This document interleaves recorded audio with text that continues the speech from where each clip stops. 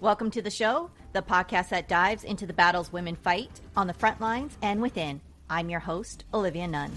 This series is proudly sponsored by Mill Mentor, the military community's largest on-demand mentorship network, built by veterans for veterans and their families.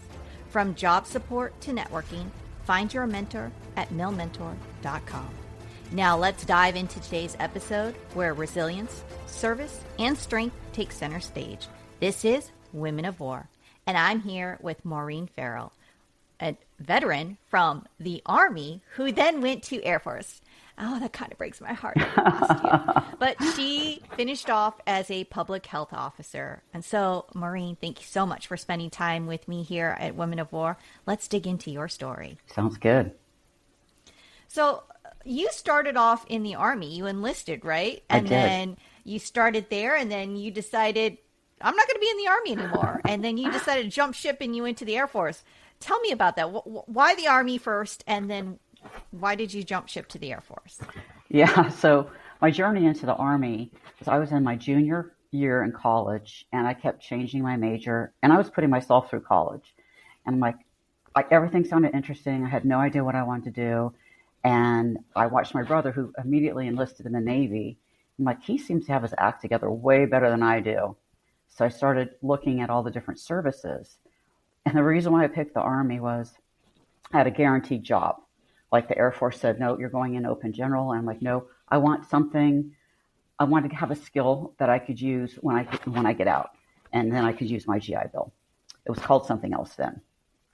And I loved it. I loved my time in the Army.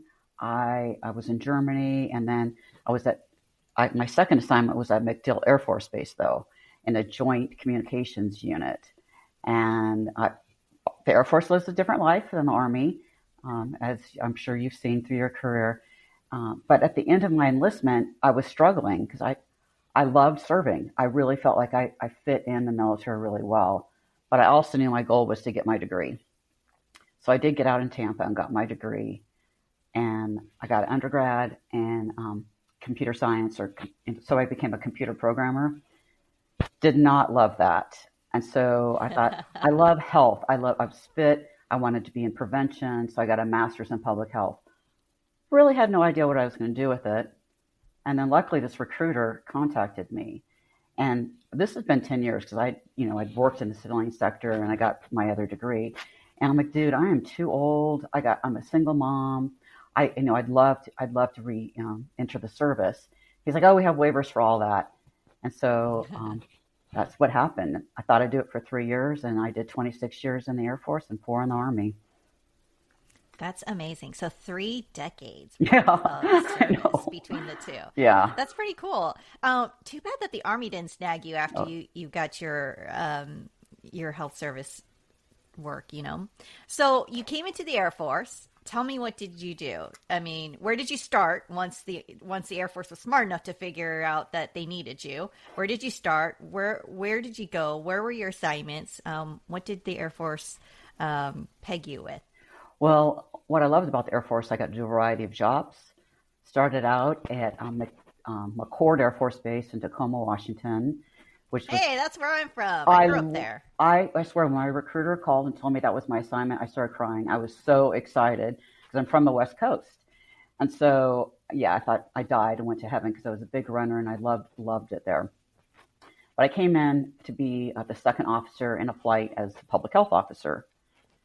And then after 1 year, I got asked to be the wing commander's protocol officer, which I probably had no business doing, but I loved it. And I learned a lot about big picture Air Force that I never would have, in a medical clinic. And then I got an offer to leave there a year early to go be a flight commander at Dover, Delaware. And that's where I was a flight commander, and I did protocol again. And that's when 9/11 happened.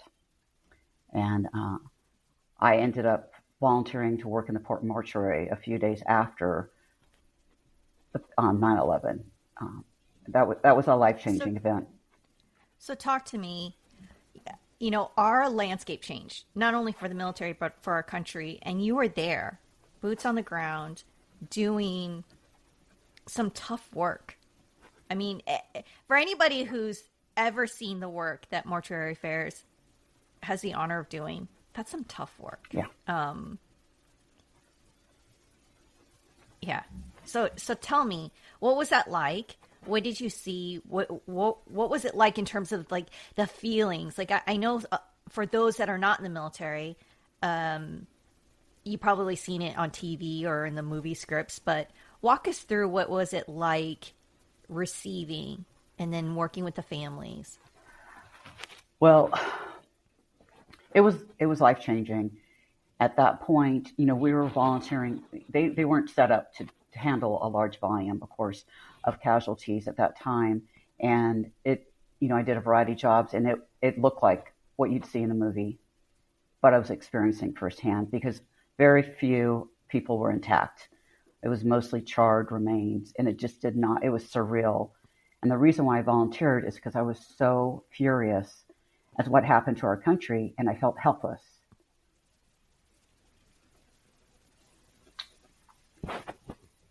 And I just thought that this way I can contribute. So that's what I was keeping in my mind when we were doing it. And we continued doing it because it took a while, to quickly realize that when we got in Afghanistan and then Iraq, that the casualties were going to continue coming. They weren't manned for it. They didn't have the structure yet. And we weren't seeing, I wasn't dealing with the parents or the family members. I did see them once we rebuilt, they built a beautiful facility from the ground up at the end, but they were not inviting them in where we were processing the remains right after 9/11.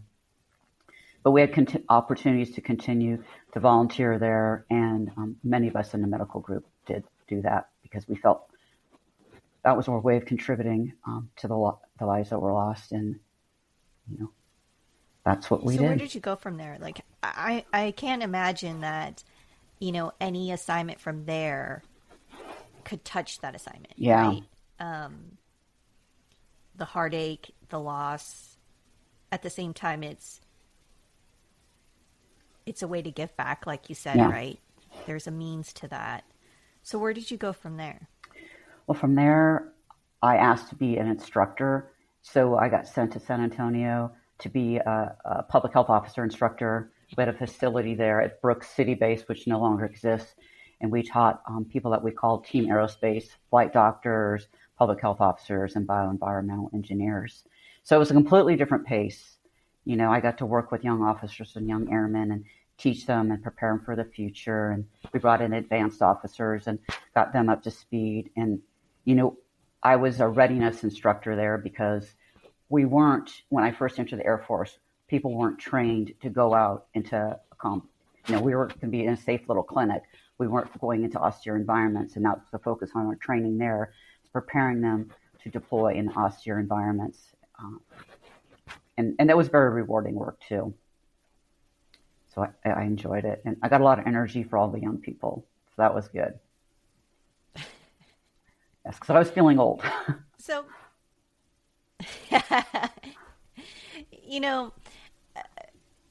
you came in a little later, right? Mm-hmm. Like you had mentioned, because you came in and then you decided the Army wasn't for you. You did your initial time, and then you went and got your undergrad and then your master's, and the Air Force picked you up. And from your lens, being a little bit older, I'm just curious as to your lens of the Air Force. How did you see that from your view as a public health officer, from the positions that you were able to serve in, being an older mother? Did you at all felt like you belonged or didn't belong?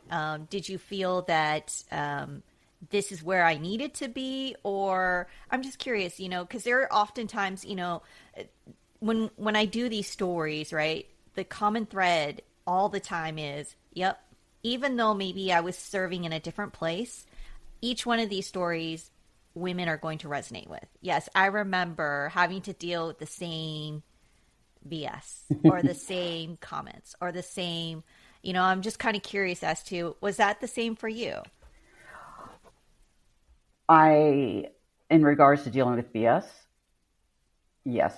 But, I that or anything, right? Well, I came in and I was like 3 years I'm going to see if, this fits for me and my family. I want to, and then, if not, I got 3 years of public health experience. But really, after I got 6 months into my first assignment, or maybe a year, I was like, this is where I belong. This is where I belong, because the units, we're all about taking care of each other in the mission. We weren't for profit. We're about protecting our country. And that common thread and the camaraderie is what kept me in till as long as I lasted. I didn't, I really never thought I'd last more than 3 years, but I felt like I fit in, I belonged. And I think being older helped me be a little bit more resilient in times, the challenging times. Wasn't completely 100%, but I think coming in older really helped me for sure.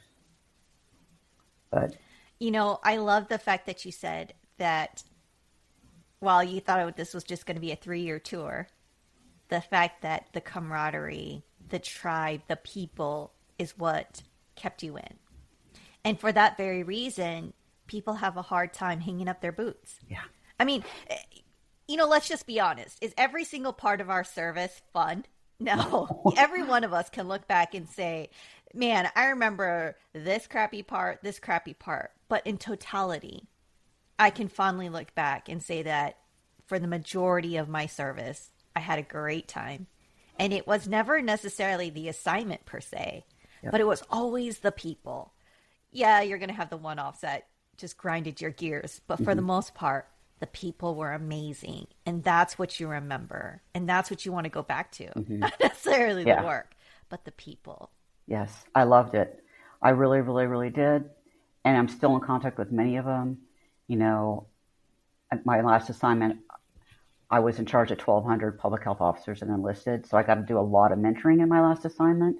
And that was just one of the most rewarding experiences, because it's just fun to work with them and then watch them do bigger and better things than they ever thought they could. And I also knew at that point that there were a lot of really bright and talented field grade officers coming up the ranks in senior NCOs. And it was my time to hang up my boots, because these people were ready to take the baton and take things to a bigger and better places. And I'm watching them do that from the sidelines now. What was your favorite assignment in your career, whether it was in the Army or in the Air Force, that you look back that if you could, not that, I'm never a fan of wanting to go back in any part of my lifetime, but if you could say that if I could do one of my assignments over, you would like to do again? My favorite assignment was when I was a medical group commander in Warner Robins, Georgia. We had 400 people, about 8 clinics, and we were, the population size was 22,000 people. It was mostly a civilian base.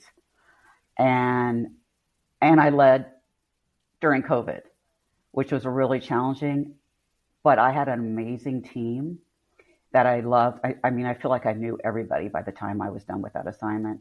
And then the relationships with my peers and mission partners on the base, and coming together to get the mission done, and keeping people healthy while getting the mission done, because the mission couldn't stop. So we felt a sense of importance more than just day to day, keeping people healthy, but uber important during COVID. And I miss those people every day. I had a great team. So you were a public health service officer for the Air Force, and you were during COVID. Talk to me about what it was like as an officer during COVID, and especially with the mandates, right? I mean, right now we're talking about military members being allowed to come back for those members that decided that they didn't want to take the COVID shot. So they were removed from the military. Now that they can come back, just curious as to, from your position, from what you did for the military, what was that like going through COVID, especially being a commander, and then just kind of where you sit now? Right. I think the most challenging part, because I was in command right when it kicked off, is that we had so little information, and everybody's trying to make different policies and without very much data. And so, getting trust in my team as the guidance kept changing and changing and changing. It's like, what's the right thing to do? And it was like, we're learning about this virus, and things are going to change. So staying on top and just saying, this is what I know right now, doesn't mean it's not going to change. But my promise to you is, things change. I'm going to share it with you. Because, if you hold back information, then they lose their trust. I ended up going off to National Defense University during COVID. So when the vaccine mandate kicked off, I was not in command. So I was only doing COVID for about 7 months, and then I went to school. And so I was watching what was going on with the vaccine on the sidelines. And that was difficult because people were, not trusting that we were doing the right thing by giving people the vaccine. Totally understand mistrust. The CDC did not handle the COVID well. And from a public health perspective, that was my most challenging part. Is it took them a long time to come up with the right lab testing, and that was leading to a lot of mistrust. No organization is perfect. So speaking of that, absolutely not, right? As much as I would love to say that the military is perfect, it's not, far from it. But speaking of that, public health decisions, can affect thousands, right? Whether we're talking the CDC or within the military. Did you ever wrestle with moral injury or guilt or pressure based on the decisions that were mandated from our military leaders and the position that you were put in that dealt with the things that you had to do as a public health officer? I mean, not just COVID, right? I mean, just COVID just comes to mind because that was such a prevalent, big case during our time in the last 20 years. But I'm just curious as to, other issues that maybe we just forgot or we just don't know because they were so behind the scenes or behind closed doors. Yeah, I think that what's been hard to watch is during COVID, everybody was handling COVID differently and it became politicized and not based on science. And so that was really hard to watch from the sidelines. Everybody's doing it different. I lived in the DC area. DC, Maryland, Virginia, all were handling COVID mandates differently, but we're all in each other's world easily. Within 10 minutes, I could be in another place. So that was hard. What was hard to watch also is people losing trust in public health. And I'm seeing it now with just vaccines in general. I felt like beginning, 75% of my career, I didn't have any problems with people, following public health guidelines, except for anthrax. Anthrax was one of the challenges too. Roll back out of anthrax, going back to that. But yeah, I do not miss those shots. They were very painful. 6 or 7 of those. Yes, they were, and I don't miss them. Yeah, they're all in my left arm. But, you talk about the mistrust of disease, whether it was in the military, whether it's military, we're talking about civilian, and as a mom, the constant conversation about protecting your child or you shouldn't protect your child, herd immunity. You're so right. Should you take this inoculation or should you not? And I think people sometimes forget what my background was before I was a public affairs officer. Before I did all the stuff that was very forward facing, I was a chemical officer. And so for me, it's a no brainer, from a chemical defense standpoint, understanding chemical, biological, radiological, nuclear, subjects, I just don't understand why people wouldn't want to inoculate, right? And I'm sure just by me saying that, I'm probably going to create a hornet's nest worth of conversations. But for me, it's tried and true. And I get some other things, COVID, we could go back on that one. But, polio or measles, mumps, and rubella, we know it works. Yeah. And it sometimes astounds me when people aren't willing to take the inoculations. Maybe we could look at the space and timing and the number and the frequency. Maybe we can look at that. But to say that you're not going to take any, that just kind of blows my mind. Right. Yeah, you're right. I mean, people don't want to read the science, the literature, because it's a little boring. But, if they see a post on any social media platform and someone who's anti-vax, they're more likely to migrate to that information when it's not science-based. So it's actually been breaking my heart and I wrote a LinkedIn post on that. It's why you don't remember anybody in your life having polio? It's because they got the vaccine. But when I was younger, because I'm old, I saw some people that were, mobility limited because they had, suffered from polio in their youth. So that's been hard. Yeah. Yeah. Yeah, absolutely. Let's take a break, get a word from our sponsor. When we come back, let's talk about being in a male-dominated environment. I'd love to. Thanks. Mil Mentor is the military's community largest on-demand mentorship network built by veterans. You pick your own mentor and as many as you like from over 1,000. Whether you're a military spouse looking for resume help, a veteran building his or her network at a target company, or soon to be transitioning and planning to start a business, there are recruiters, executives, and professionals across the field waiting to help you. Sign up as a mentor or a mentee at milmentor.com. So, things that are very similar, regardless of the branch of service, regardless of the era that you serve, regardless how young or old you come in, we serve in a very male-dominated environment. The current statistic is about 17% of today's environment across the Department of Defense, across the branches, women make up 17%. So we are a very small population of the entire service. So we are women that lead in a male-dominated environment. So for you, I'm curious as to what was your leadership like in that environment? The military is very hierarchical. And so what was it like for you in public health? Was it collaborative? How did you lead? What was your style? It started out, it more dogmatic. And that's because I had some Army roots, I feel. I actually got counseled as a captain. And I didn't feel like I was being, here, I'll just step back a bit. I'm very honest. I'm very direct. I believe that feedback is important, but I would never do it in a malicious way. It's always from the heart. But many, many people never got feedback. And so one time I gave feedback to an NCO, and I got counseled that I was too Army-like. So I did some self-reflection. Isn't that funny? Go Army! Your Army is coming out in you, Maureen. And I was like, well, you haven't met my mom. She was actually a little bit stronger than that.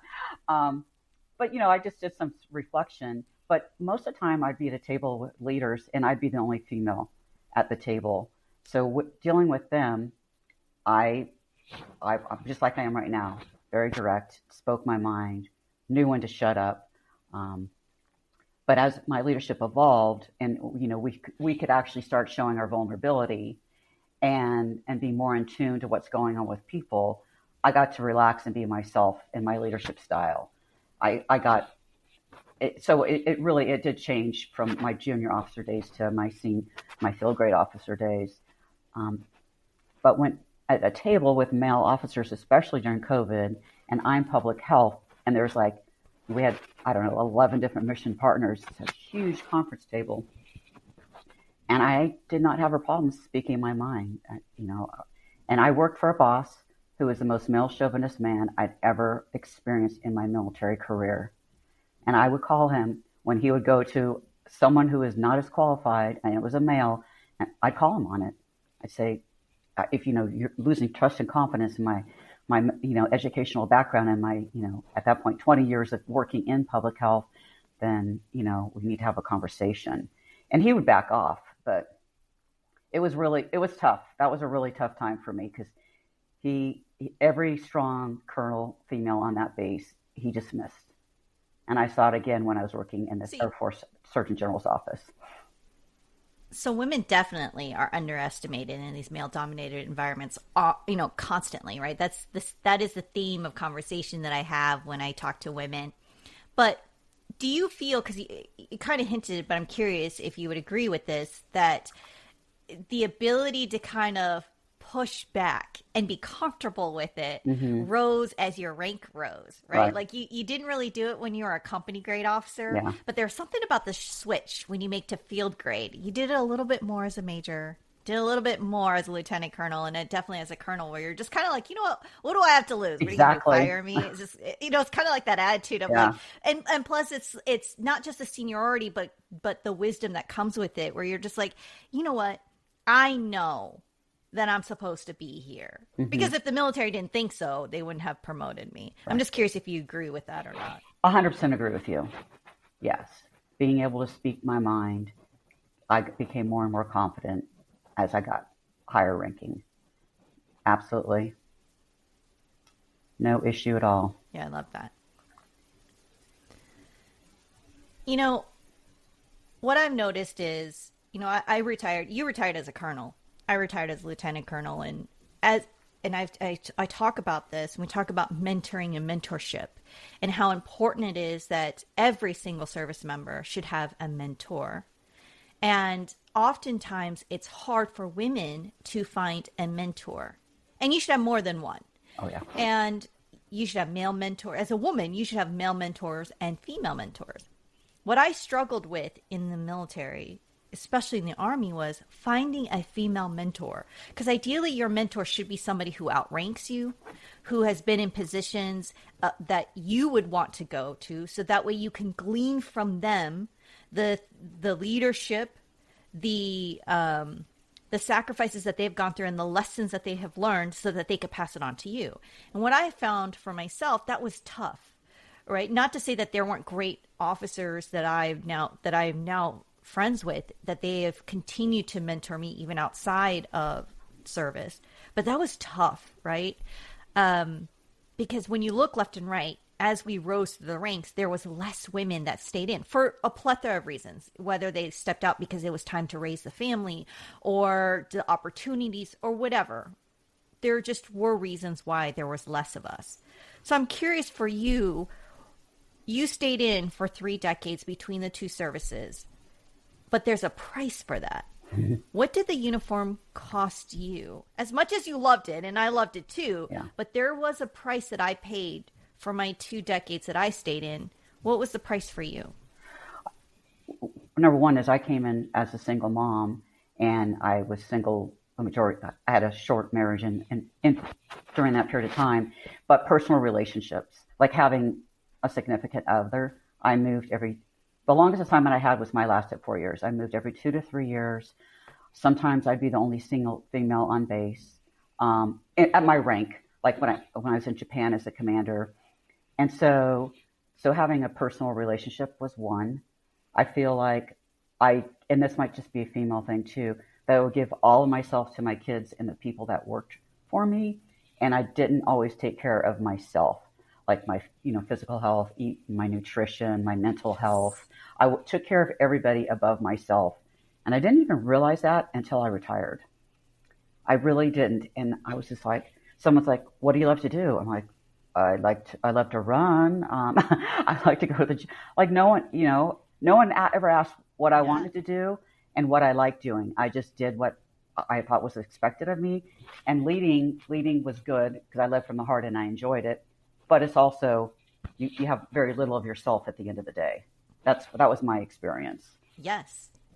If I could say 1,000% yes. So when did you retire? June of last year, so June 24. So it's been about a little over a year, right? So I've been retired for 4 years. And I will tell you, I don't know about you, but for me, I'm in better shape now as a late 40-year-old something woman than I was when I was in service. In fact, if you were to compare my photo now compared to when I was in service, I'm thinner. I'm actually 25 pounds lighter. And most people, if you actually knew me in service, most people didn't even think that I was overweight or that I was chubby or anything. It was my normal. But it was exactly what you said. I took care of mission first, the people and everything else, and my family life, being a wife, being a mother, instead of me. There was no room for PT and eating the right meals on time, doing all those things, because I gave to mission and I was exhausted. And now that I'm on the backside, I am going to the gym. In fact, I just did a bodybuilding competition earlier this year, just because I wanted to see if I could do it, if I had the discipline to do it. Thank you. And just for the first time, figuring out, who am I? What do I like to do that isn't Army geared or oriented? What is it that I want to be able to do that makes me feel good? And it's actually translating physically in that aspect. And you're so right in everything that you just said. And I didn't know it. And so for you, what is that answer?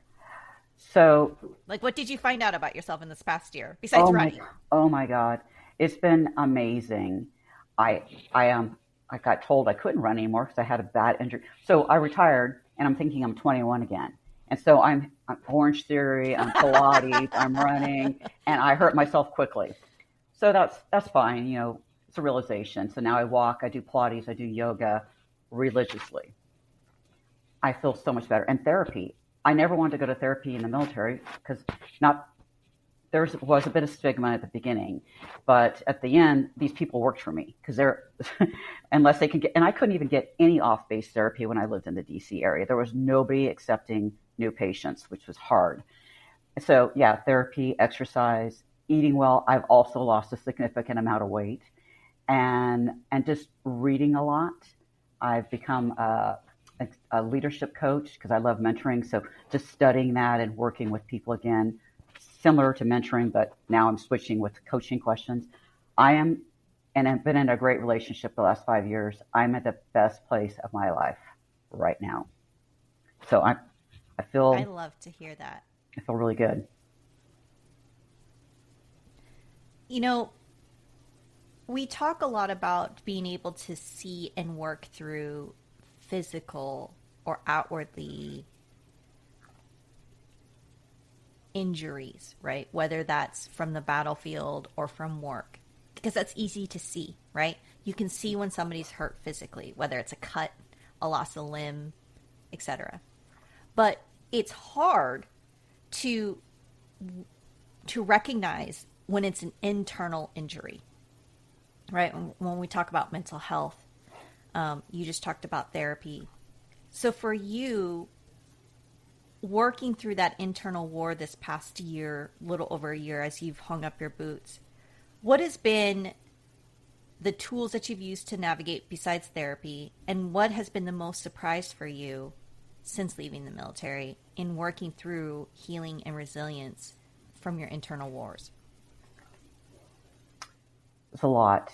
Um, I mean, finding a good therapist and working through trauma, a lot of it is reading and meditation, and that has been significantly, it has helped significantly, and I still have a long road ahead. But for me, that's what's been working along with just physical movement. But about your question about seeing it, and are you talking about seeing it in others, that they have an internal injury going on, or? Exactly. I think, being there for others, right? Mm-hmm. It's so easy when you see somebody physically hurting because it's Yeah. a physical wound. But how are you there for others when Mm. not when you can't easily identify that they're going through something Yeah. because it's internal? And then once you've recognized it, one, how do you recognize it? And then once you do recognize it, how are you there? How are you there for them? Yeah. So my personality, I get to know the people that work for me, or my, I get to know my friends, and I read body language. If performance change, I pull, if I say, how are you doing? I'm fine. And you could just even tell by that. I'd say, okay, that didn't sound like you. And then just ask them some questions and pull them in my office and ask them some questions. Or say, if they're coming in late or they seem stressed or they're gaining weight or whatever, to say something going on because you don't seem, the same. And 9 times out of 10, they'd start crying, and we'd either, get them a therapist, let them go home if they had to work from home.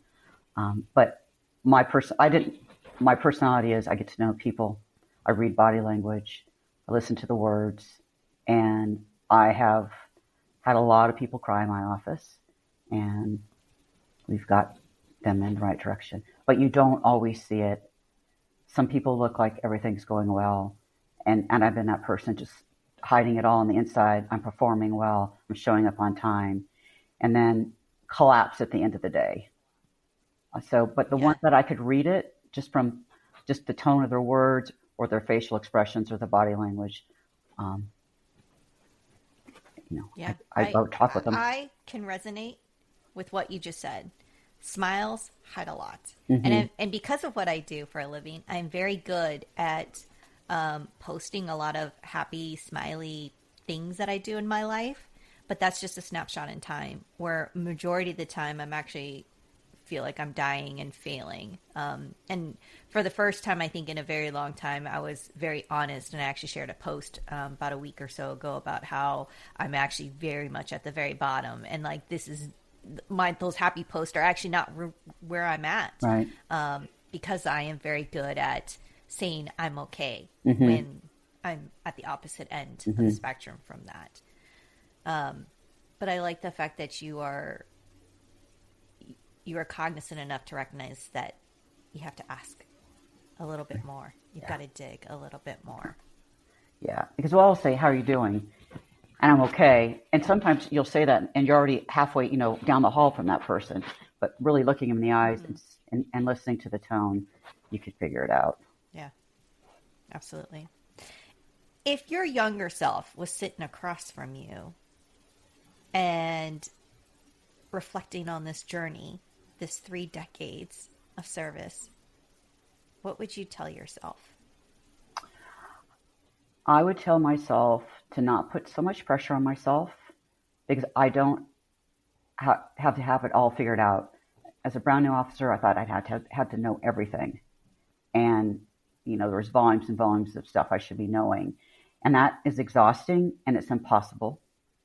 It's okay to show that you can be vulnerable and share your lessons learned with your team from the beginning of your career, not wait till you get older and wiser and you're like, hey, I just said this stupid thing to my boss or whatever, and just share it with them, don't do this. And they're like, oh, don't try to be perfect, because no one's perfect. And that's exhausting too. Just be real, be honest, Yeah, and share your lessons learned, and don't put so much pressure on yourself, and take care of yourself. that's great pearls of wisdom.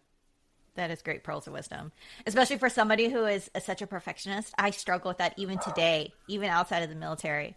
And that is a hard ruck to carry.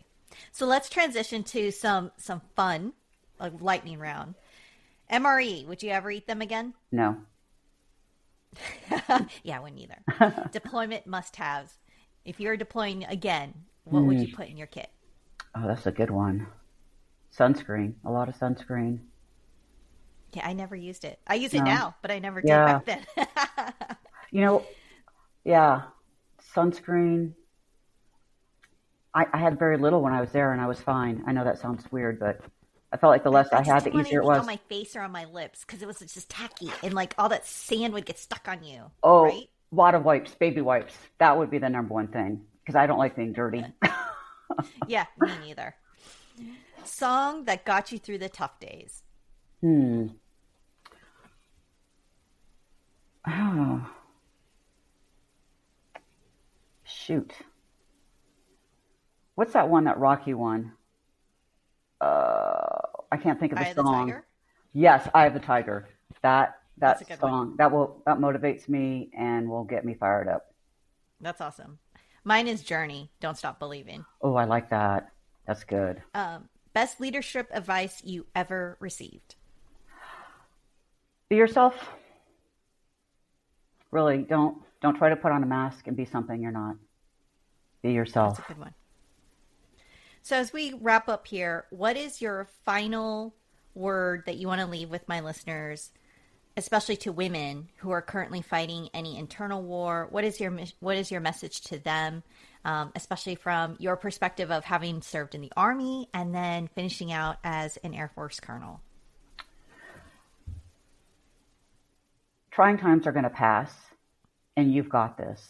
Women are stronger and better than we get credit for, and we can do it. And the best way to do it is with the support of each other. Having a network and support group of women or men, but don't try to do this alone. I know that was way more than one word. So No, that's my message. No, and then lastly, what does Women of War mean to you? Ooh, this is going to choke me up. I think now more than ever, recognizing women of war before our history is erased is important. And the sacrifices women are making in all those arenas that you're, having on your podcast is important. And I'm just honored that you're recognizing them, because we don't want our history to be erased, and our contributions have been significant. That is for sure. Yeah, absolutely. And I appreciate that. I mean, this started as an idea just to be able to show that we have more commonality, and our stories need to be heard. Mm-hmm. We are the invisible veteran, the invisible service member, and we are part of the warfighter, and we bring so much to the table, and we deserve a seat at the table. So thank you for that. And lastly, you have a business. And for my listeners, where can they connect with you? On LinkedIn, Maureen Farrell on LinkedIn.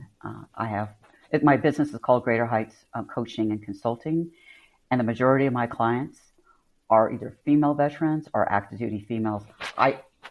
They're the ones that are coming to me, and I'm enjoying so much working with them. I'm not limiting to that demographic, but those are the ones that seem to be navigating towards me. No, so, yeah, I appreciate that. I appreciate your time. I appreciate you sharing your story with me and sharing space and just going down memory lane with me. And thank you for all that you do. And thank you for your 3 decades of service to both the Army and the Air Force. No, thank you. And I love what you're doing. Thanks for having me here today. Thank you. Thanks for listening to Women of War, proudly sponsored by Mill Mentor, where the military community finds its mentors. Until next time, keep showing up, speaking out, and standing strong.